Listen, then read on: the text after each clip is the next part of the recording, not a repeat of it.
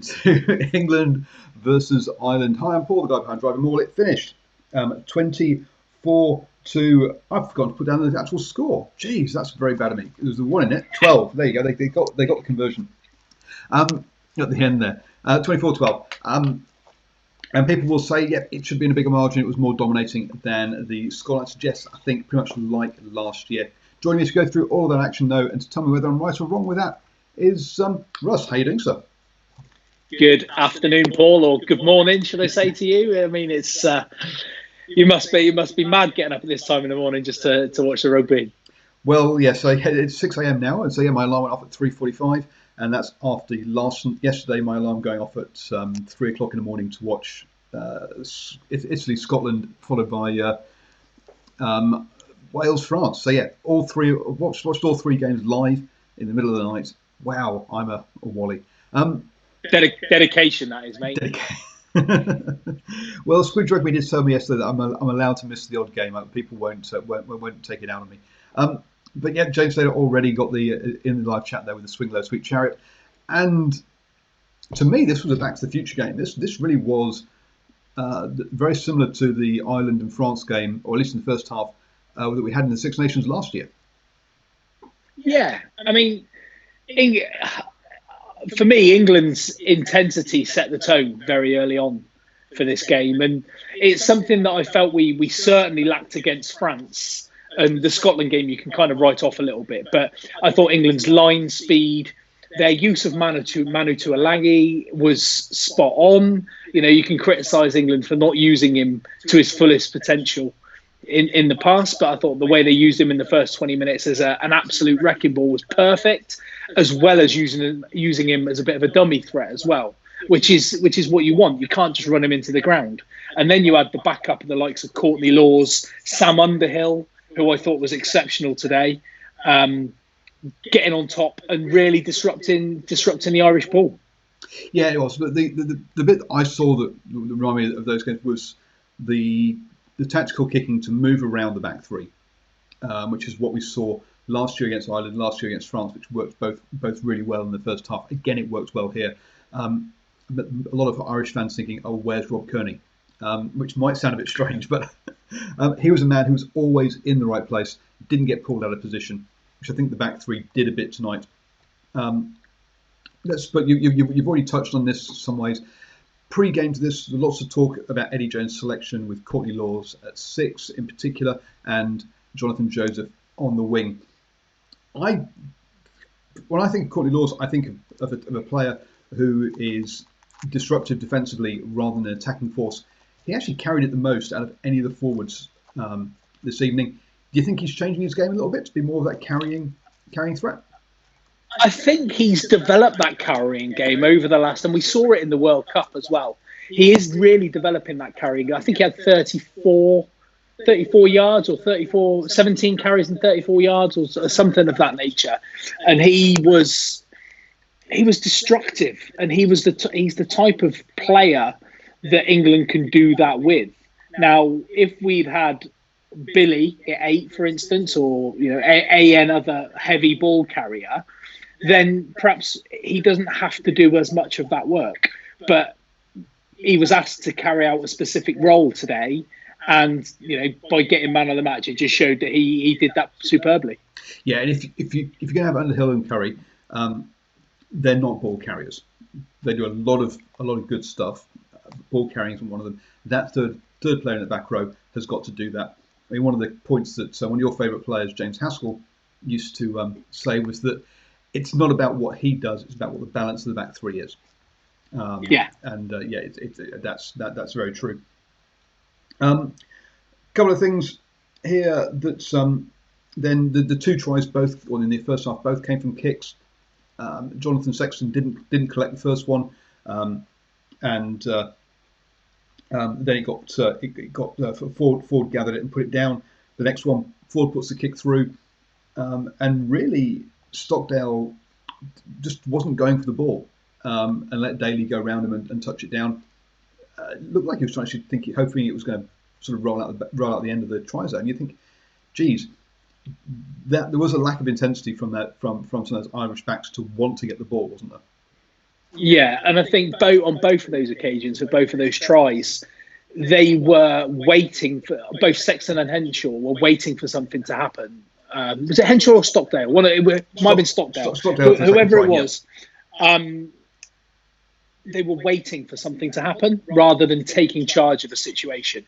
And you saw when sort of Johnny Sexton kind of flapped at the ball. It was it was a bounce, but we all know the rugby ball bounces any way, shape or form. It can go anywhere, which is why you have to be proactive with it.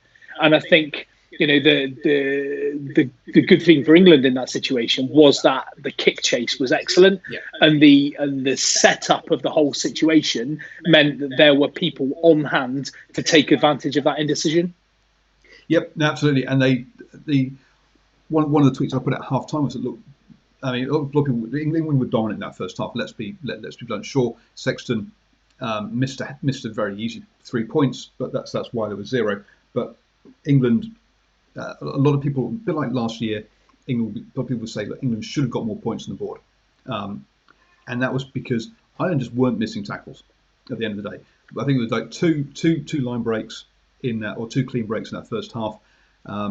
England couldn't break the defence. It was they were bending in a lot, but actually, I think Ireland will get very few people will be giving Ireland credit for actually defending well in that first half, or tackling well rather than defending.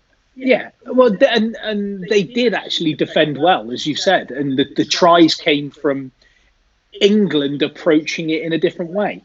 We can say that England had been guilty in the past of knocking on the door,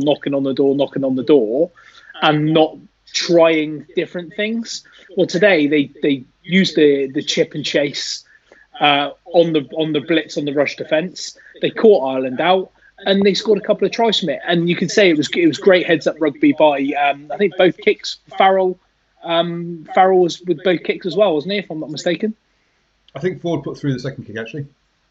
Ford for Daly and Farrell for Ford, wasn't it? Of course it was. Yeah, but either way, it just shows that ability to think outside the box a little bit, which England haven't, which they've sort of struggled to do, and whether that's game plan or whether that's bloody mindedness, with them really just trying to go through the phases, a bit like Exeter do, for instance.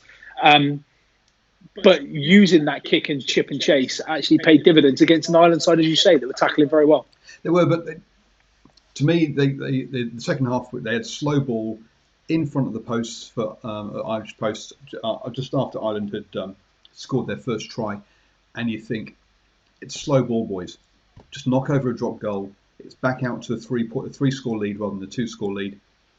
But no, they get turned over, and they did get another try, but the guys, use that drop goal, please.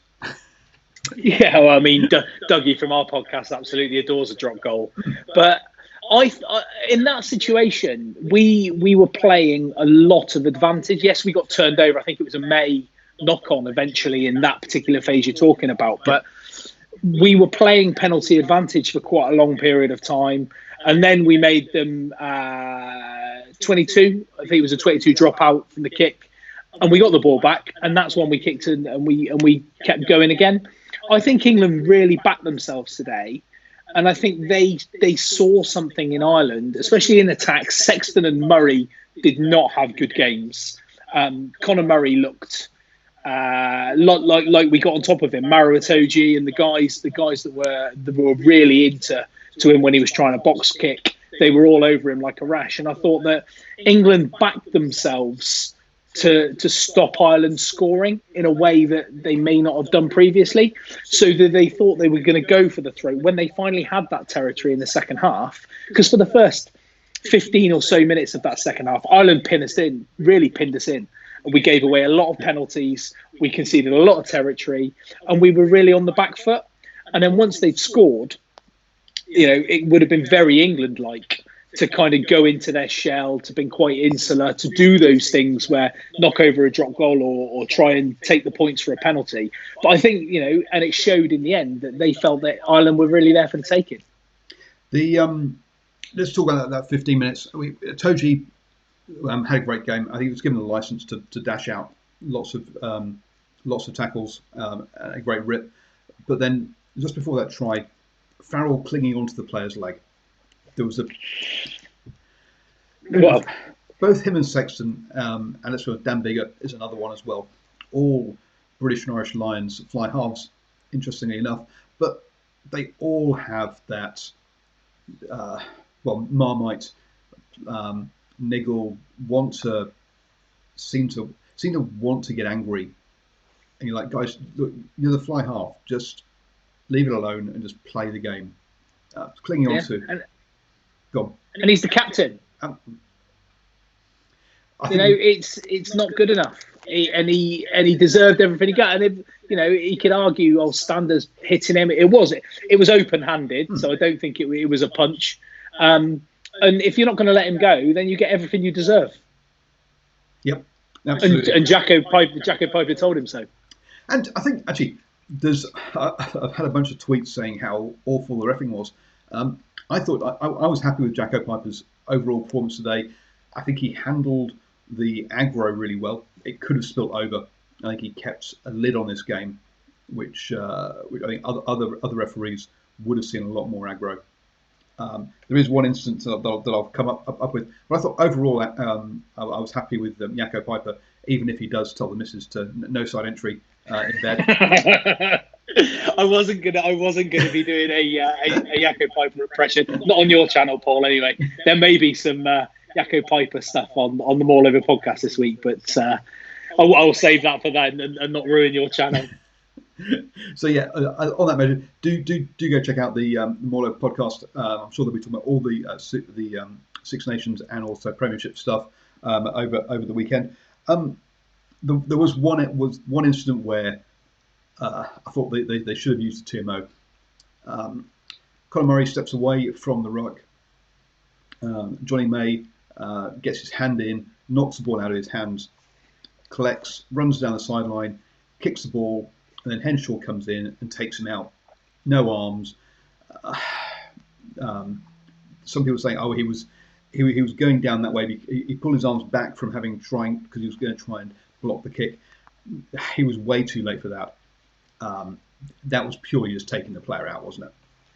Yeah, the kick had gone. The kick had long gone, and you could argue maybe at full speed. I don't remember seeing a full speed replay. You could argue at full speed he may have been committed, but you made the very valid point there that he made no attempt to use his arms, which would be a penalty for a no arms tackle. So regardless of the timing of the tackle, it didn't involve any arms. So therefore it's a charge and not a tackle. And whether May had got there or not or whatever, it was a penalty. And it should have been a penalty where the ball ended up. So, yep. Now, the people say, it was offside. May was offside. May knocked it on. Now, that whole series, there were a number of things that maybe he was on offside. I'm not sure. I think he was not. I think he knocked it backwards out of Murray's hands. Maybe it was a knock on. The people say, Henshaw was going to try and block the kick. I think he was late with no arms. The point is, Jacko Piper didn't TMO any of those things, which could have been anything from an Irish penalty, an Irish scrum, to potentially a penalty try and red card. What I find more interesting about it, people were, what I find more interesting about it is that other times during the game, Marius Jonker got involved and told him for other stuff. So why not at that point him radio into Jacko that actually I think you need to have a look at this, because he did it for incredibly more innocuous stuff. So why not do it for that? And you could also hear him tell Jacko, yep, no worries, mate. It's all good. It's just rolling over in the tackle. So yeah, there was a conversation going on that just seemed to stop for 60 seconds for that one period of play. Yeah. And you're like, where did that go? So yeah, I think they got that one wrong. As an overall game, happy with how they went. There's been some mentions on Twitter as well about Farrell's hand during Henshaw's try.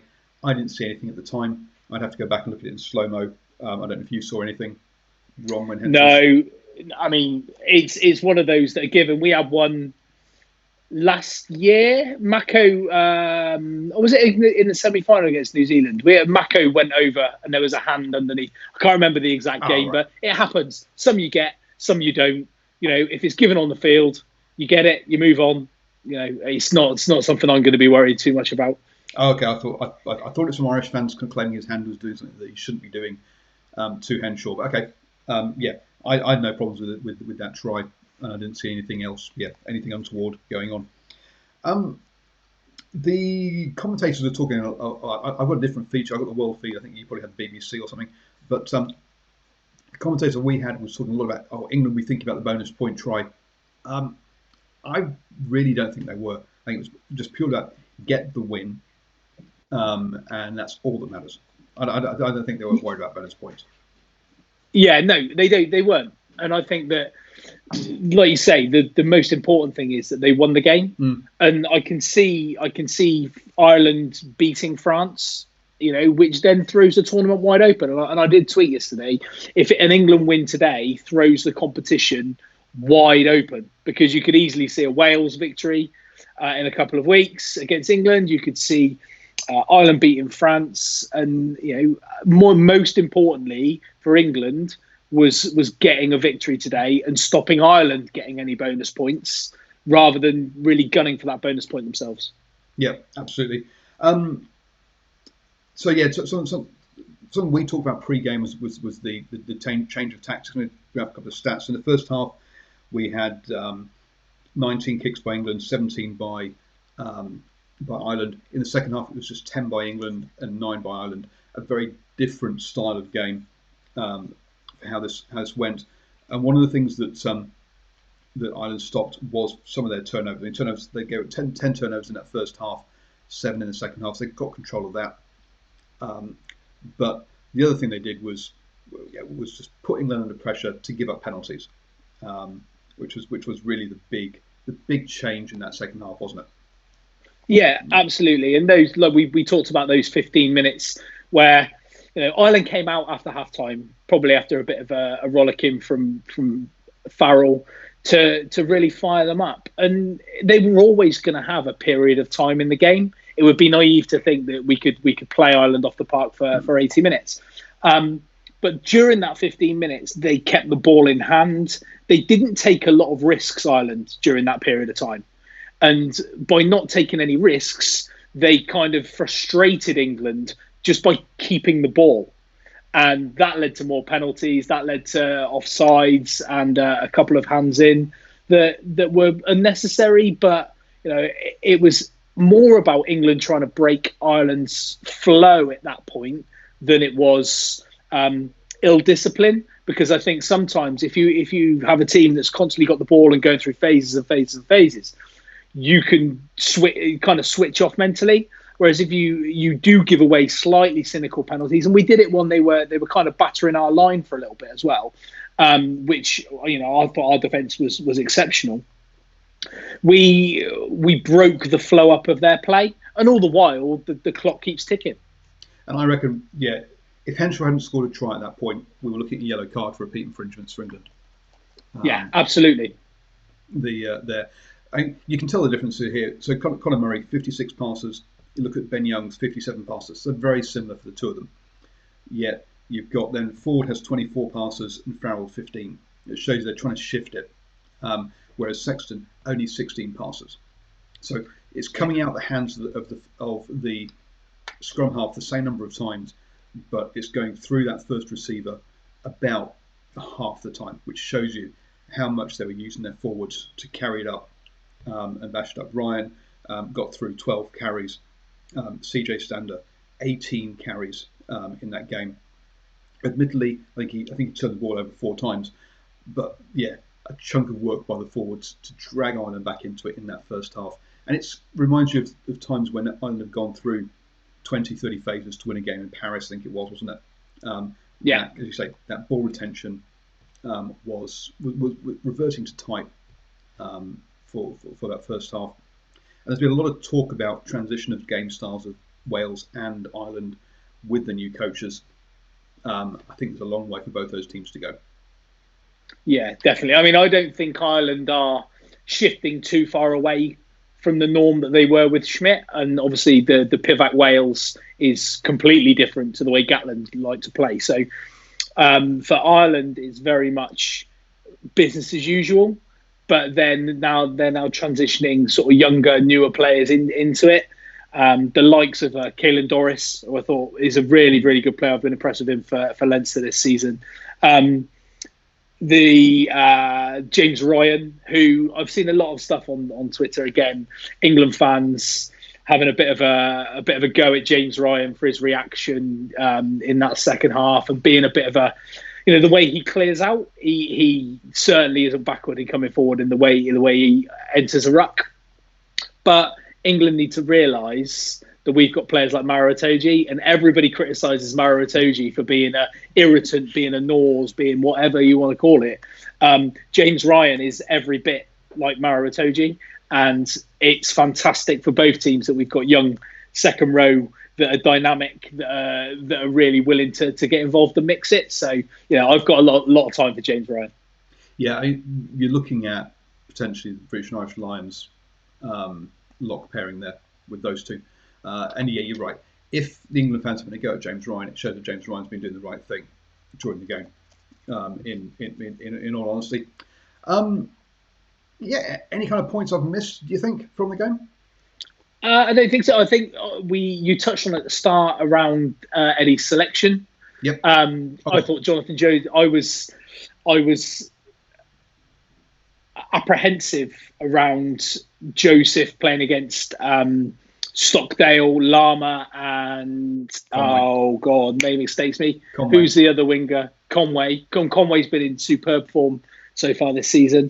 But actually, Joseph's defensive ability and his physicality was something that really added something for England today. I mean, there was a turnover in the second half within the last sort of 10 minutes where they got isolated out wide, and he counter-rucked fantastically. He carried well. He came looking for work. It was almost a Jack Knoll type wing performance from Joseph, I thought, that with regards to getting involved. Tuolagi's fitness, I mentioned, we used him in the right areas. And I thought the ultimate trolling from Eddie Jones was to bring on Charlie Ewels to pack down at 8 before bringing Ben Earl on. Everybody's going on about Tom Curry playing at 8, and then he brings Charlie Ewels on and plays him at 8 instead. It was ultimate Eddie. Yeah, and look, in that back three of Stockdale, Conway, Lamore, you've got some of the three really exciting runners. The fact that between Lamore 3 runs, Conway 4 runs, Stockdale 5. Lamore 3 runs when the ball's been kicked 20 odd times shows how clever the kicking was to keep it away from him, right? Yeah. England starved those 3 of what they're good at and made them do what they're just okay at, which was really kind of it's a good game plan, good game management by Ford and Farrell in particular in that piece. Well, I also thought Elliot Daly had a great game. He wasn't tested as much as I was expecting him to be by the kicking, because I thought the Irish kicking was poor, especially in that first half. So it got to the point in the second half where they couldn't kick it because they were chasing the game. But he got involved. He caught his balls when he needed to, especially in attack when we were gaining our own ball in the first half. So I just wanted to bit of a mention for Elliot Daly. Well, actually, yeah. I mean, the other piece you're thinking is that Jonathan Joseph is going to get targeted by kicks. And in that first half, you actually saw Daly coming across that wing and covering and taking it so that Jonathan Joseph doesn't have to. And you're like, yeah, okay. You've really grown into that fullback. I mean, if we go back 4 years now, when he got red card against Argentina for doing a centre's action on the wing, basically not getting up for a kick and taking a player out in the air. He's great. He is now for me, and this is there's whilst there are questions marks around Jonathan Joseph and around. Well, I have question marks around Jonathan Joseph and around Courtney Laws being played out of position. I don't so much for Curry at 8, because I can see that's a long-term plan to develop his 8 skills, a bit like it was a long-term plan to develop Daly's fullback skills and wing skills. So there are some selections that Eddie is doing that I don't necessarily disagree with as a long-term plan, but I think a Laws and a Jonathan Joseph to me don't feel like long-term plans. But with that in mind, if the long-term plan for Curry to adapt his 8 skills, we needed somebody at 6 who's going to offer that big carry like Courtney Laws did today. Yep. Now, it's been a feature of his game that he's developed, and that's a feature of Courtney Laws' game he's developing. I mean, for me, I'd still like to see any one of Sam Simmons, Alex Donbrandt, in that role, actually playing 8 as an 8. But, Eddie, as much as we can criticise, as much as we can second guess, Eddie Jones is the head coach, and today his selection's absolutely paid off. And Yep. and that's all the record will show. Absolutely. Thank you very much for your time, folks. Get over to the Maul Over podcast, and they're also on Twitter. Do you Insta? No, we don't. No. We haven't got a Maul Over Insta. No. So on the old Twitter and the podcast. Also, Russ is on Twitter as well. So your Twitter handle is at Russ Milsom. There you go. I've been at DrivingMaul. Don't forget, check out DrivingMaul.com. I've only got one prediction wrong so far in my Six Nations predictions. So go over and check that out for all your rugby predictions. And enjoy whatever rugby you're watching for the rest of the weekend.